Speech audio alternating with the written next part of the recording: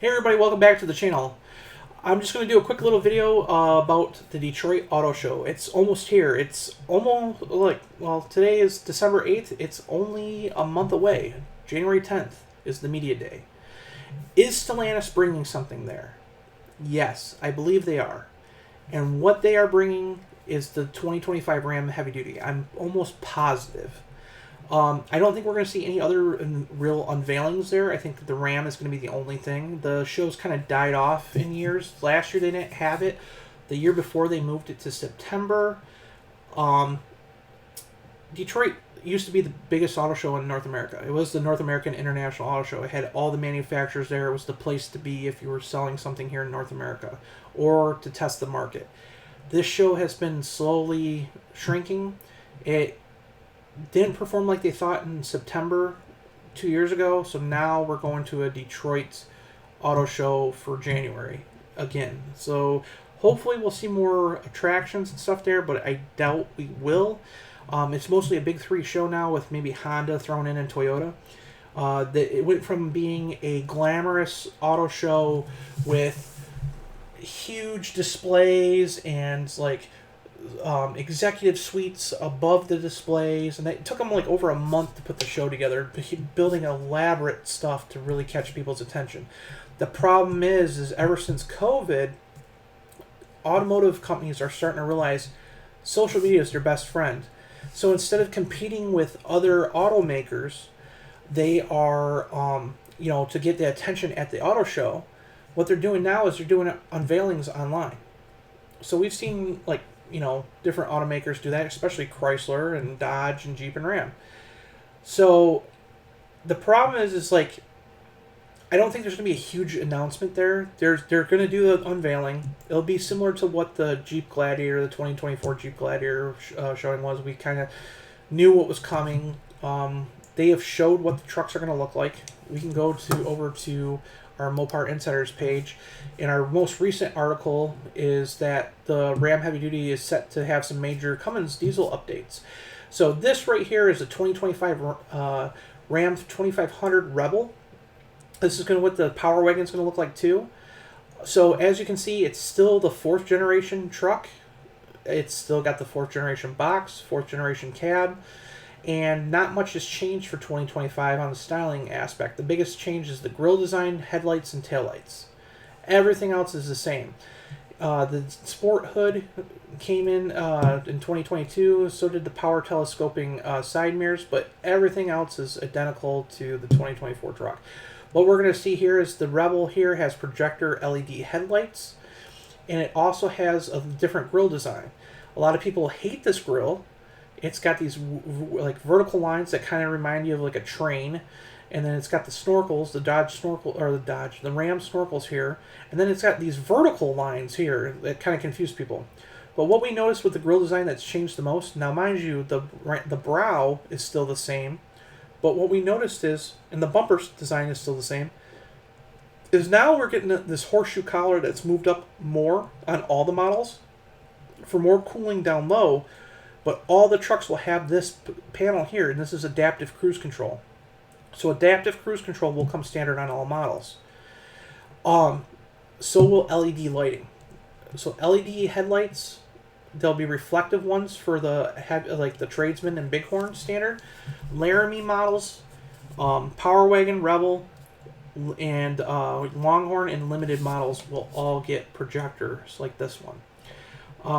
It makes the truck kind of look foreign a little bit, I would say, kind of like a Kia, or maybe even I would say even like the new Silverado. It kind of looks mean, makes the truck look a little meaner. A lot of people have been kind of up in arms about it. I don't know. I think it looks alright. I'm going to save my opinion for when I see it completely uncamouflaged, at the auto show. But I'm positive this truck's coming to Detroit. So let's talk about this truck. Again, not much change on the outside. Inside, what we know, we have dealer guides. I don't have them up on my computer right now, but I can tell you that this truck will get a optional 14.4 inch screen. Now, you remember Ram had an 8.4 inch screen and a 12 inch screen already. Those will continue, but there will be an optional 14.4 inch screen just like the Ram 1500. This truck will not get all the updates that the Ram 1500 did. There will not be a tungsten model. A lot of people thought, like, hey, there's going to be a tungsten model, and me included, but the dealer guide said no, they're not going to have a tungsten model. This truck will probably have lane keep assist now because of the adaptive cruise control. It will not have it will not have the 20 speaker Klipsch sound system. We know that for sure. So the biggest sound system you'll be able to get is still the 900 or was it 850 watt carbon sound system, which sounds amazing. It's 19 speakers, I think. 18 speakers in the Ram, heavy duty. So I mean, it's great. You will not get a panoramic sunroof. It's still the 4th gen cab. It will still have a standard sunroof. I don't think it will get memory seats, or not memory seats, but massaging memory seats. It won't get those. It will not get basically any of the super ultra luxury features. It does get the bigger screen, like I said, and whatnot, but pretty much the truck is kind of a carryover. There won't be a huge amount of changes to it. What the biggest changes are is in powertrain. So let's talk about that real quick. Going into the powertrain, I'm going to talk about the Hemi first. The Hemi does return for 2025. Now, this is not, when I say 6.4 Hemi, this is not the 6.4 Hemi that is in the Scat Pack or 300C. These are the 6.4 BGE, meaning big gas engine. This engine is a lot different than the Apache or the Scat Pack motor that everybody knows. There's about 60% different parts in it, okay? Same displacement, but this engine is built to be a low torque towing motor. It's a grunt motor, okay? It's not a high performance motor. It produces 420 horsepower, which is nice. I mean, it's a lot more than what the Ram 1500 did with the 5.7. But it's going to be mated to, again, nothing's changed basically for 2025, is an 8-speed ZF sourced 8-speed 8 HP 75 dash LCV. And if you're wondering what that LCV is, it means basically it's a light commercial vehicle version of the 8 HP 75 transmission. So what that means is it's beefed up a little bit so it kind of gives it greater enhancement for towing, unlike the one that you would find in the Ram 1500. So that stuff is not changing. What we heard for 2025, what they did to the Hemi is it basically gave it better emissions stuff so it can meet more emissions going forward. But people thought the Hurricane was coming in. No. The Hemi's got low-end grunt, and that's what people want for towing is that V8. Moving to the Cummins. There's going to be some big changes for Cummins. In the last week or so, the Truck Show podcast had an insider come on and gave some information, some of which we had heard, but they kind of confirmed some, and it came in saying a few more things that we didn't know. So what we're going to know is, for sure, is so Mopar Insiders and HD Rams broke the news that there's only going to be one Cummins engine, okay? And thanks to dealer guides, we know it's not going to be a bigger displacement. It's going to be 6.7 liters, same as the outgoing engine.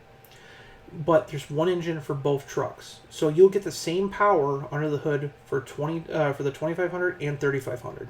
Don't worry about the 3500, 4500, and 5500. Those will have different power ratings because they're built for different purposes. But for pickup wise, the 2500 and 3500 should have the same horsepower and torque ratings.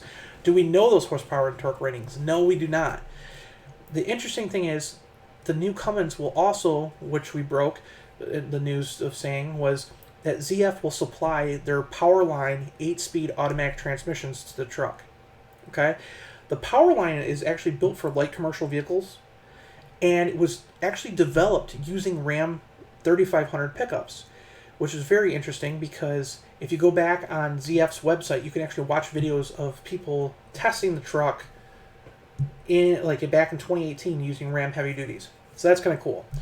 So this transmission has gotten a lot of development in Ram pickups, and obviously not much has changed overall with the 4th generation truck. I mean, we got different styling, different interior and stuff, but it's still the same structure underneath. So This transmission has been built for this truck pretty well. It's pretty well easy to say that it has. One thing that we do know is that the Cummins engine coming into 2025, Ram people that had bought a Ram 2500 basically last year, they had to pay. They paid about, I think it was like $8,000 for the standard output, and if you bought a 3500, you could get the optional high output, and that was $12,545. I think it was. I'm pretty sure it was. That $12,000, that $12,545 is going to be the same price. Or sorry, $12,595. I'm sorry. That is going to be the same price that you're going to pay for this new Cummins engine, but it's going to be the same price if you get it in a 2500 or 3500. Okay. The cool thing is you're going to get the new 8-speed Powertrain transmission at no extra charge because it's mandatory to get with the Cummins. There's no manual transmission combos. There's only the 8-speed Powertrain for the Cummins. It is, like I said, it's going to be a really good engine transmission combo.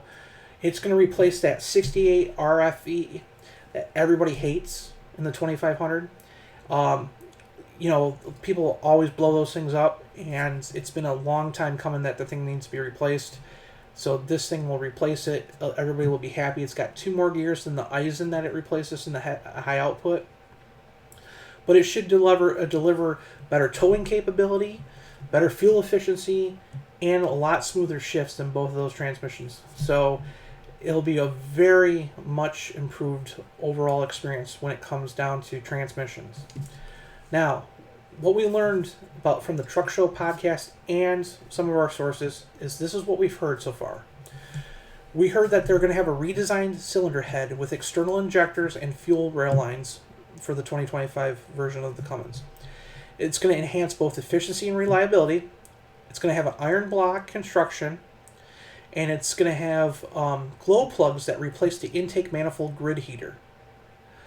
It's going to be better for cold start performance, which is going to be awesome for those who live in Canada or Alaska, where it gets really bitter. The intake manifold, this is what we kind of didn't know. The intake manifold will be re-engineered to improve airflow. The top load cartridge filters for the oil and fuel will simplify maintenance. That's going to be big for people that do their own maintenance on their trucks.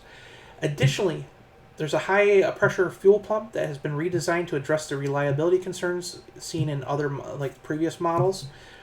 But another big improvement will be the new Halset variable geometry turbo, the VGEs, with a 10-blade design. Now, keep in mind, Halset is a Cummins company.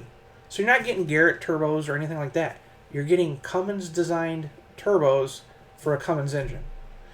So these variable geometry turbos, the 10-blade design, they optimize exhaust gas pressures and airflow to the engine, and basically for better delivery, responsiveness, and especially when it comes to towing. So that's going to be awesome too.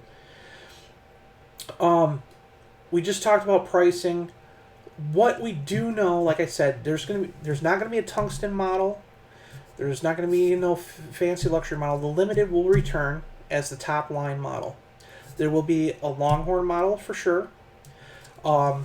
Tradesmen's will return, and like I said, Tradesmen's will actually get reflective LED headlights, and I believe that all of the trucks that have will get LED taillights. I'm pretty sure. Unlike the Ram 1500, where they have halogen taillights on Tradesman Bighorn models.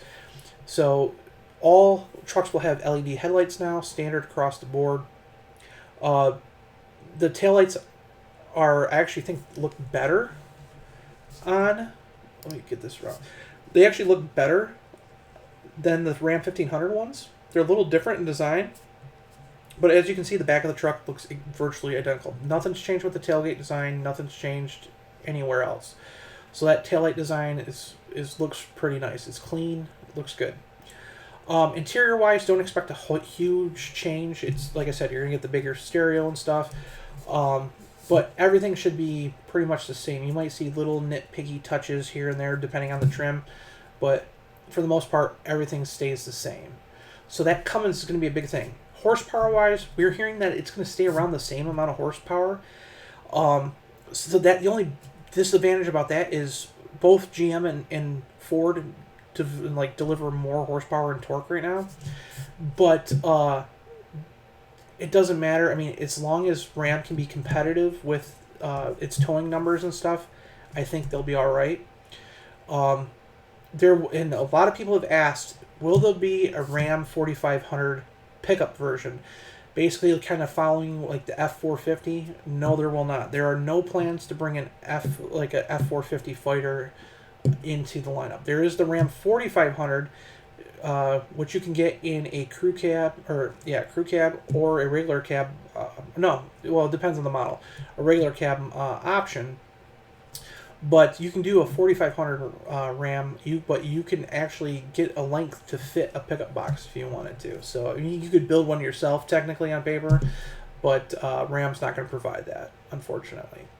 But Ram needs this thing to be a big success, and it will be very interesting to see how people perceive these updates, because Ram went from, in the first 9 months of the year, they fell by 19%. They went from 332,000 units to 268,000.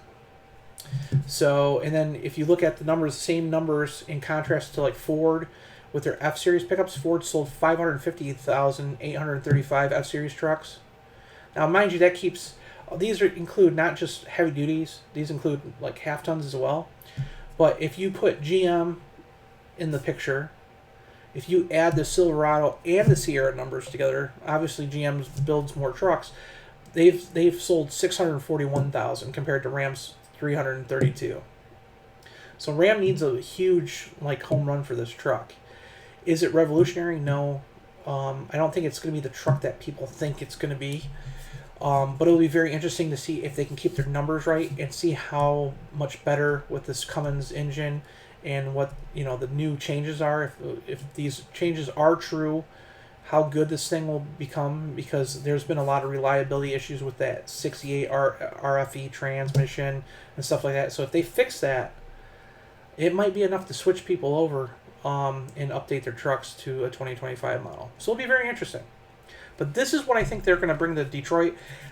Any other vehicles I think they're going to bring? I think they're going to bring the Halcyon concept for Chrysler, just because they got to show it off somehow. But I don't see any other huge launches. The reason why I see the Ram heavy duty launch there is in 2019 or 2018 they did the Ram 1500 launch there. 2019 I was there for the front row for the heavy duty launch of the 2019 trucks. So this truck launched there back in 2019. The interesting thing was both of those trucks were launched or shown in Detroit and started production right after. So we already know Ram 1500 2025 models have started production. According to my sources, they already started production on these 2025 models in Saltillo, Mexico already, but they won't be delivered to dealers until the end of January. So we might see them, maybe a few leak out, but for the most part, we won't see them until the end of January after the auto show. Anyway, so that will be good for Ram to come out and show off their new truck in Detroit. So that's what I think is going to happen in Detroit. I don't think there's going to be any other big things. People have talked about, hey, what about the six-pack model of the Charger? That's not coming out until early summer, late spring. So I think more realistically, we might see that in New York. That show happens in April. Chicago is in February. I don't know what they're going to do in Chicago. Dodge usually is the brand that does something for Chicago, or we might see the Ram chassis cabs come out, because that's what they did with the 2019 chassis cabs. They showed those off in Chicago, which I was there for. But I don't think there's going to be any huge, big things that will be there. Jeep has the new Recon coming out. I think we'll probably see the Recon, maybe the Cherokee, in either, probably New York. I think New York, they're going to have a couple of different things going on. But as for big launches this year, we got the Recon, which is that new off-road variant of the Wagoneer S. Wagoneer S is already launched, and we're going to have the new Jeep Cherokee, which is going to be a hybrid-only launch according to our sources. So those are going to be big. There is going to be a Ram ProMaster a city van that's going to be all electric. It's not going to be anything but all electric. It's going to be built in Turkey. It's going to be it's going to be start production, I think, in the third quarter of this next year, 2025, and probably make it in the fourth quarter to the U.S. But yeah, it's going to be a battery electric vehicle only, as far as I know. So Christine Fuel, the Ram CEO, actually came out recently and said, "Hey, it's coming to market next year." So we know that's true. We don't know much about it other than it's basically a Fiat Scudo van. So, but yeah, there's product coming. It's kind of out there still. So, but the thing that makes the most sense is the heavy duty trucks are coming to Detroit. So, other than that, yeah, take and subscribe to the channel. I'll see you in the next video. Bye.